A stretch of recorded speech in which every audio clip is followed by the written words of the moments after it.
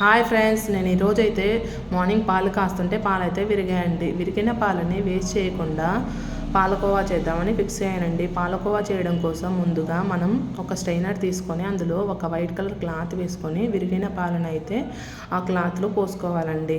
క్లాత్లో పోసుకున్న తర్వాత అందులోని వాటర్ మొత్తం వడగట్టుకోవాలండి. వడగట్టుకున్న తర్వాత ఆ మిశ్రమాన్ని మనం చన్నీళ్ళతో వాష్ చేసుకోవాలండి. చన్నీళ్ళతో వాష్ చేసుకున్న తర్వాత స్టవ్ మీద కడాయి పెట్టుకొని స్టవ్ ఆన్ చేసుకొని కొంచెం సేపు హీట్ అవ్వనివ్వండి. కడాయి హీట్ అయిన తర్వాత మనం వాష్ చేసుకున్న మిశ్రమాన్ని వేసుకొని బాగా ఫ్రై చేసుకోవాలండి. ఫ్రై చేస్తూ ఉండగా అందులోని వాటర్ అయితే పోతాయండి.